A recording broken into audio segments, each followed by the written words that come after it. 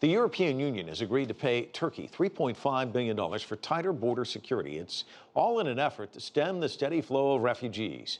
Non-EU member Turkey is already looking after 2.1 million Syrian refugees, and the new agreement could see them taking in many more. CCTV's Natalie Carney reports from one port city in southern Turkey, which has become a temporary home for thousands of Syrians.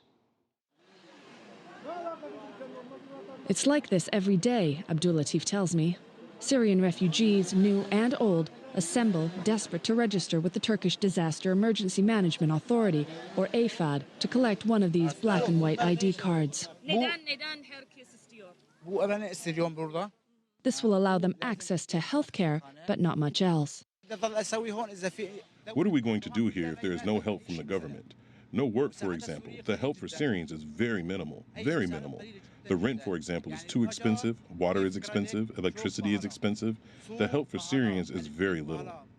These women aren't eligible for the cards because they arrived in Turkey legally, on an airplane with a visa. The services offered for refugees only apply to those who came across illegally. Children, mothers, the disabled, all with few options in Turkey, so most try for a better life elsewhere. Many refugees pass through port cities such as Mersin on their way to Europe, where they believe they will receive the social support they need. Many coastal Turkish cities are abuzz with refugees, simply waiting for their chance to board illegal, ill-equipped boats that will take them across to Greece. This new agreement between Turkey and the EU hopes to change all that.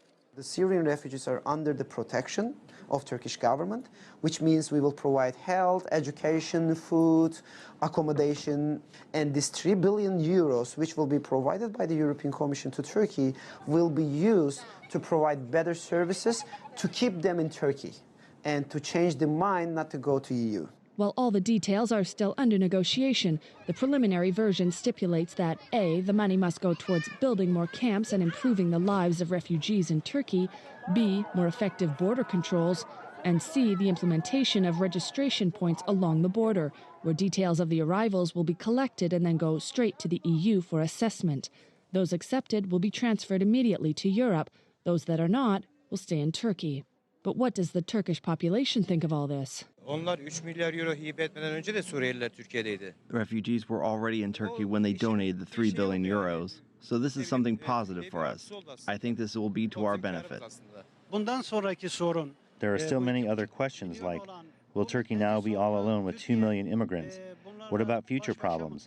Is Europe going to continue donating? Will the immigrants be able to go back to their countries or not? We shouldn't be the only country taking this responsibility.